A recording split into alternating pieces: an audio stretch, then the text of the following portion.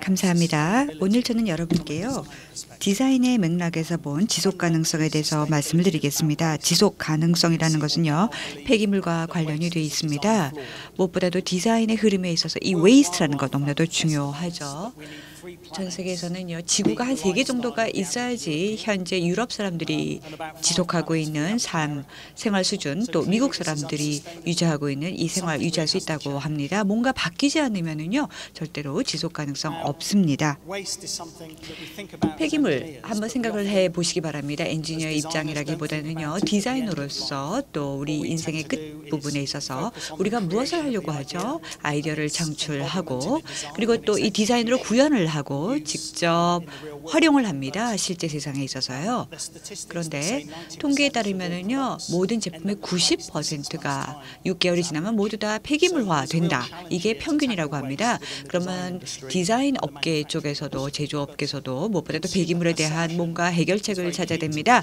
또 나아가서 소비자들의 인지도가 제고가 돼야 됩니다. 그러면 우리 디자이너들이 어떤 역할을 해야 될까요? 그래서 패키징 아마도 상품 디자인 자체를 바꾸는 게 아닌가. 지속 가능성을 위해서 우리가 패키징 쪽에서도 먼저 손을 봐야 됩니다.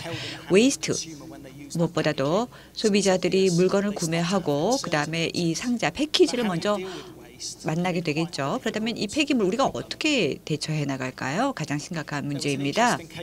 아주 흥미로운 케이스가 영국에서 있었습니다. 몇 년 전에 무엇보다도 그 전국적인 신문사가요. 이 폐기물 문제를 해결하려고 했었습니다.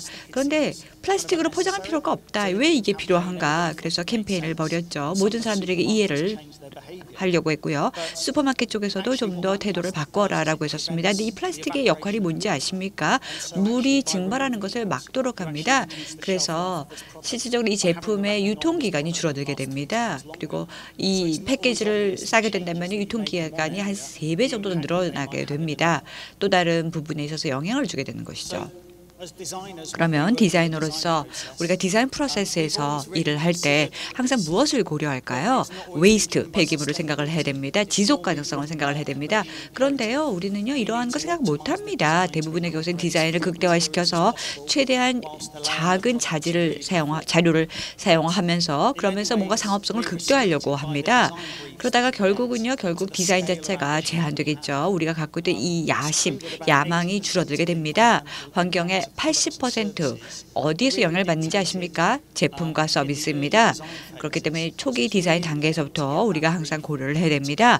어떻게 하면 이 환경의 영향을 최소화시킬 수 있을까? 지속 가능성을 좀 더 확대할 수 있을까? 디자이너들과 인지니어들은요. 좀 더 지속 가능한 미래를 항상 생각을 하면서 디자인을 해야 됩니다. 상당히 많은 회사들이 위대한 일들을 하고 있습니다. 나이키 한번 보세요.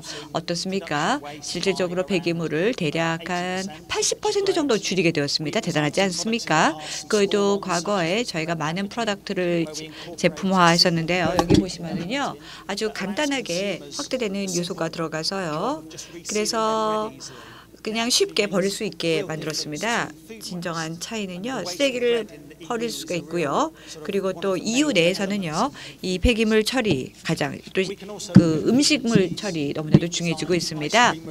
아이스크림 냉장고 같은 경우 유니레버를 위해서 우리가 디자인하셨는데요. 가능하면은요. 이 제품의 열을 가장 줄이면서 에너지 보존을 하면서 그러면서 이 차가운 그 냉각 효과를 오랫동안 지속할 수 있도록 만들었습니다. 그래서 가능하면은 에너지 효율성을 극대화시켰던 것이죠. 이 모든 것들이 결국은 지속 가능성을 위해서 작동을 하고 있습니다. 그 외에도 수많은 시스템들이 있습니다. 물을 절약한다든지 혹은 뭐 예를 들어서 이 물을 절약을 하면서 토마토 같은 걸 또 재배할 수가 있겠죠.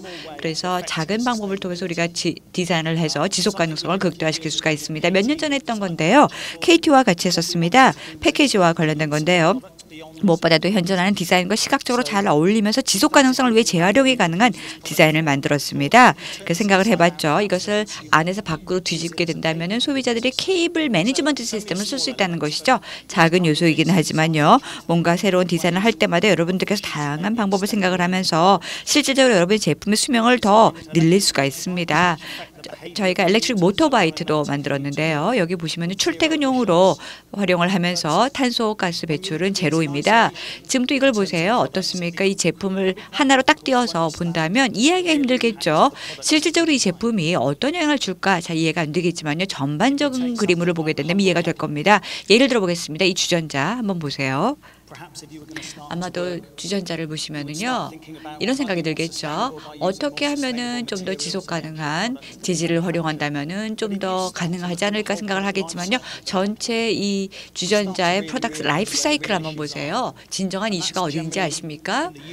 지금 보시면요 이 주전자를 처음에 어떻게 했는지 예를 들어서 재질을 우리가 어떻게 광산에서 캐냈고 또 어떻게 활용을 해서 어떻게 제조했는지 디자이너로서 항상 우리가 이런 내용을 고려를 해야 됩니다. 에너지 소비도 마찬가지입니다. 이 주전자가 얼마만큼 에너지를 활용을 할까? 이것을 고려를 해서 디자인을 해야지 됩니다. 영국의 통계에 따르면은요, 이 주전자가 2.5배 정도 차 한 잔을 데우기 위해서 사용되는 게 2.4배 정도라고 합니다. 물을 너무 많이 넣어서 쓸데없이 물을 컵 한 잔보다 더 많은 것들을 끓인다든지 그리고서는 물을 끓이고 있다는 걸 잊어버리고 다시 딴 방에서 일을 하다 다시 와서 또다시 데운다든지 이렇게 해서 보통 일반적인 것보다 한 2.4배 정도 더 많이 물을 데우고 있다고 합니다. 그렇기 때문에 이 점을 고려를 해서 이 문제점을 극복을 하면서 소비자들의 행동 양태를 바꿀 수 있도록 우리가 디자인을 해야 됩니다. 또 다른 분야, 폐기물과 관련된 유럽에서의 통계입니다. 전기 제품과 관련된 폐기물입니다. 뭐 냉장고 같은 게 대표적인 예가 되겠죠. 가장 많은 에너지 소비를 하고 있고 TV 다음으로요. 가장 많은 에너지를 소비하고 있고 또 가장 많은 불필요한 쓰레기 같은 재질을 배출하고 있습니다. 그러면 얼마나 많은 재질들을 사용하는지 한번 고려해 본다면 얼마든지 효율적으로 냉장고를 만들 수 있습니다. 그래서 좀 더 큰 그림을 그려보세요. 지속 가능성을 생각을 해보시고 또 생태학적으로서 이 냉장고를 활용할 때 어떠한 환경적인 풋프린트가 생기는지 한번 고려해 보시기 바랍니다. 런던에서 소비자들이 평균적으로 음식과 관련돼서 어떤 행동 양태를 하는지 한번 봐주시기 바랍니다. 사용하는 제품과 음식 쓰레기 정말 중요하죠. 흔히 우리가 냉장고를 가득가득 채웁니다. 그런데 흥미로운 것은요. 영국에 있는 수많은 사람들이요. 사과를 냉장고 안에 집어넣지 않습니다. 78%의 사람들이요. 33% 사람들은 냉장고 안에 당근을 넣을 필요가 없다라고 생각합니다. 집어넣는다면 오히려 더 많은 에너지를 사용할 것이다. 그래서 냉장고가 더 안 좋을 것이다 생각하는데요. 아닙니다. 오히려 그렇게 함으로써 지속 가능성, 즉 뭐 사과나 당근 같은 것들이 더 오랫동안 지속이 될 수 있다는 것이죠. 그런 점을 망각한다는 것입니다. 냉장에다 집어넣는 게 더 도움이 됩니다. 따라서 전통적으로 효율적으로 우리가 디자인을 하면서 머티리얼을 좀 줄이면서 동시에 소비자들의 행동 양태를 우리가 바꿔야 됩니다. 그래서 정말 디자인의 역할이 중요해지고 있습니다. 온도도 아주 중요합니다. 대부분의 영국에는 냉장고들이 너무 온도가 높습니다. 한 7도 정도 있는데 5도 이하로 내려가는 7도로 유지가 되고 있습니다. 만약 모든 냉장고들 온도를 낮춘다. 그렇다면 27만 톤의 CO2를 우리가 줄일 수가 있고요. 그리고 또 음식 쓰레기 한 7만 톤 정도 줄일 수 있습니다. 온도를 기껏해 7도에서 5도로 낮추는 데 불구하고요. 따라서 소비자의 행동 양태를 바꾸면서 얼마나 우리가 지속 가능성을 달성할 수 있는지 아셔야 됩니다. 흔히 우리가 고려하지 않는 요소가 있습니다. 제품이 생명 주기가 끝나고 나서 우리가 어떻게 합니까? 고객으로부터 제조업자로부터 물건을 구매하고 그 영수증을 그냥 버려버립니다. 그런데 5년, 10년, 20년이 흘렀다. 누군가가 이 냉장고를 쓰게 되겠죠. 그리고 그걸 재활용할 수 있다는 점을 생각을 해야 됩니다. 수많은 재활용자들이 생각할 때 가장 큰 어려움은요. 냉장고로부터 이 컴프레서를 빼는 게 힘들어합니다. 그런데 너무나도 힘들어하죠. 가장 중요한 부품인데요. 왜 이렇게 힘들까요? 그 이유는요. 우리가 이 제품의 주기가 끝나고 나서 컴프레서는 어디에다 재활용됐을까 생각하지 않고 디자인하기 때문이죠. 컴프레서를 쉽게 뽑아낼 수 있도록 만약 효율적으로 디자인을 했더라면은 컴프레서를 모두 다 재활용할 수가 있겠죠. 그게 바로 디자이너들의 역할입니다. 재활용을 항상 고려를 하면서 제품을 디자인을 해야 됩니다.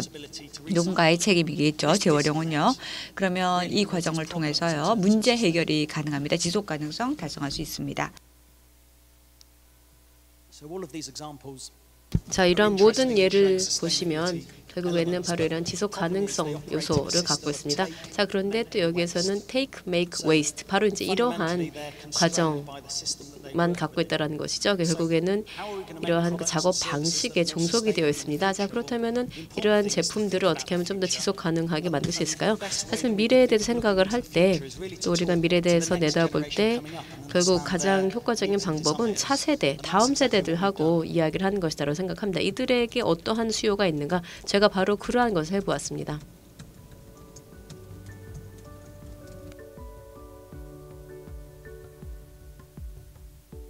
We grew up with technology all around us. We've always had the internet. We've always been able to look things up in an instant and get an instant answer. In my 15 years, I've learned so much from the internet. I don't know where I'd be health-wise without it, and I don't know how my life would be affected if I didn't have it. I want our generation to remember as like, I don't know, the it's almost like we discovered a power, which is technology, but we used it well. We didn't become greedy, and we didn't just blow it because a big chance. I think our generation will definitely be defined by technology. We'll see that that's actually been a good thing, that we kind of know what's going on around the world, and that we kind of know about all the world's problems from a very young age, rather than being very isolated. We're now really part of the whole world's community, and I think as we get older and get more important positions, that will really show in what we do and what we will achieve.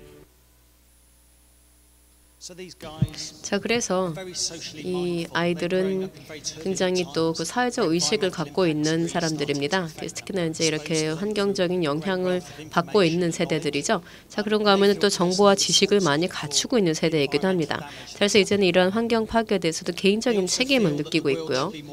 또 그런가 하면은 세계가 좀 더 평등해져야 된다라고 생각을 합니다. 물론 이상적이긴 하지만 어쨌든 이런 건 굉장히 중요하게 여깁니다. 자, 그래서 오늘날의 이런 제조 시스템도 좀 더 평등하게 되어야 한다는 생각을 하고 있고요. 그리고 마지막으로는 이들이 사용하는 서비스나 브랜드, 제품들과 관련하여서도 지속 가능성이 있으면 좋겠다라고 생각을 합니다. 그래서 과거에는 이것이 예를 들면 지속 가능성이라는 것이 중시하지 않았다면 이제 좀 더 중시하게 되었다라는 것이죠. 자, 그렇다면은 이제 브랜드들이 여기에 대해서 어떻게 대처를 하고자 하는가? 일단 지금 보면은 사실 순환적인 경제라고 할 수 있겠습니다. 상당히 좀 복잡해 보이는 그림이지만 여기서 보시면은요, 자, 여기에서 이 선을 좀 봐주시기 바랍니다.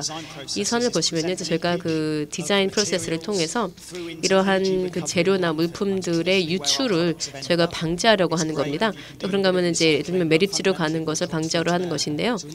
예전에는 다 이렇게 매립지로 갔었지만 저희가 이제 이것을 방지하기 위해서 디자인을 통해서 이러한 제품이나 또는 재료들을 계속 유지를 하고 이것을 또 재활용하고자 노력을 한다라는 것이죠. 그래서 이를 통해서 이러한 소중한 자원을 최대한 유지를 하도록 하는 것입니다. 사실 보통 이제 우리가 갖고 있는 그런 자원들은 다 유한한 것이죠. 앞서도 제가 이제 보여드린 것이 있지만은 결국에는 이제 저희가 이제 하는 것이 이러한 자원들의 고갈을 좀 더 방지하는 것이다라고 할 수가 있겠습니다. 자, 그러면 좀 예를 들어보자면요, 엑센노블이라고 이제 이것이 그 페인트 회사인데요.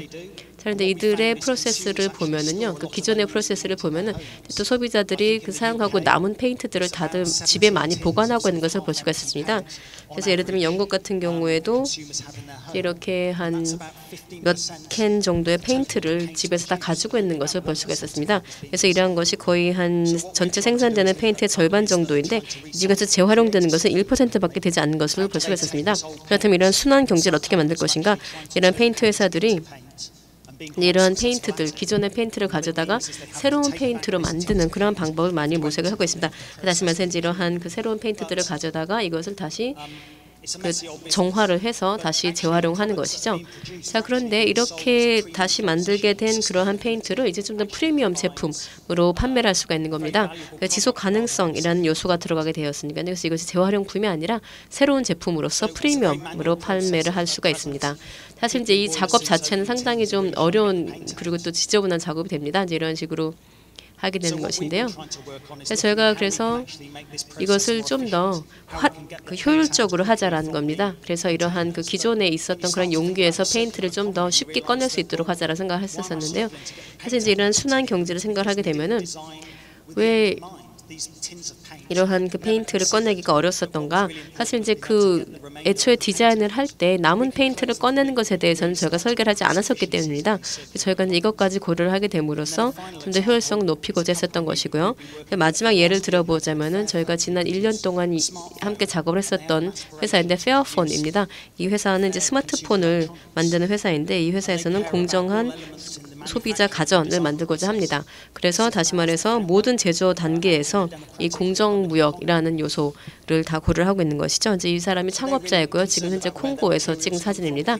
일단 그 원료, 예를 들면 뭐 주석 같은 것들, 뭐 PCB에 들어가는 것이죠. 또 그러면 카패시터에 들어가는 그런 소재들, 이런 것 원료가 어디서 나오는가에 대해서도 고려를 하고 있고요. 그래서 소비자들이 이러한 재료가 다 어디서 오는가를 이렇게 보여주고 있습니다. 예를 들면 어디에서 재료를 가져다가 어디에서 이것을 만든 다음에 다시 조립을 한 다음에 다시 어디 와서 판매를 하는가, 이것을 다 지도로 보여주고 있고요. 또 그런가 하면은 모든 공급망 자체를 인터넷에서 공개를 하고 있습니다. 그래서 모든 부품 업체들 또 납품 업체들을 다 보여주고 있고요. 또 그런가 하면은 각각의 부품들이 얼마나 비용이 들어가고 있는지, 그래서 이런 수익이 어디로 돌아가고 있는지를 다 보여주고 있습니다. 사실 다른 회사들 같은 이런 것은 그 영업 기밀로 삼고 있는데요. 그래서 이렇게 하게 됨으로써 이제 공정 무역을 하고, 그리고 또 이런 사회적인 영향을 미치고자 많은 노력을 하고 있습니다. 예를 들면 또 중국에서도 OEM 회사들하고 함께 협력을 하면서 또 수익을 환원하는 그러한 방법도 선택을 하고 있고요.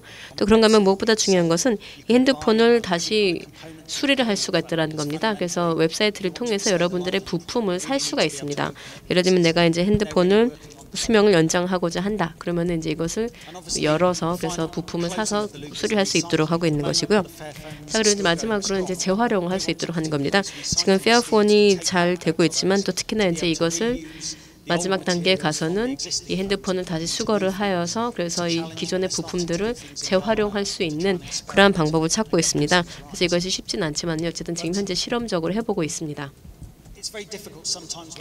그렇긴 하지만 사실 이제 뭔가 판매를 할 때 또 처음부터 지속 가능한 순환 고리를 만든다라는 것은 쉽지가 않습니다. 왜냐하면은 보통 이렇게 수익을 얻고 나면 주주들이 만족해하고 그것을 끝나는 경우가 많은데요. 자, 그런데 또 여기에 대해서 필립스에서 하는 것을 말씀 보여드리자면은요. 여기에서는 이러한 조명에 대해서, 예를 들면 조명이라던가 또는 이제 전구를 판매를 하는 것이 아니라 빛을 파는 그러한 개념을 하고 있습니다. 자, 그래서 소비자들이 빛을 사는 개념으로 하게 되면은 그러면 필립스 여기에 필요한 도구들을 제공해 주는 것이죠. 그리고 또 필요한 내용 그런 도구들에 대해서는 재활용을 해주게 되는 것이고요. 그렇게 하게 되면 결국에는 이 디자인에 대해서 이러한 디자인을 통해서 또 제품도 바꾸고 또 그러면서 근본적으로 지속 가능성을 담보할 수 있도록 하는 것입니다. 자, 그러면 결론적으로 말씀드리자면은 자, 우리의 다음 세대들 이들에게 있어서는 지속 가능성을 무엇보다 중시하고 있기 때문에 결국 또 기업들에게 있어서도 이런 지속 가능성이 굉장히 중요하다고 할 수 있겠습니다. 결국 take, make and waste 이제 이러한 과정은 이제는 그 시대는 갔다라고 할 수가 있겠고요. 자, 그래서 이제는 제조사들 또 디자이너들도 우리가 작업하는 방식을 근본적으로 바꿀 필요가 있다고 생각을 합니다. 우리가 서비스 또 제품을 어떠한 식으로 만들어내는지 지속 가능한 방식으로 바꿔 나아가야 한다는 것이죠.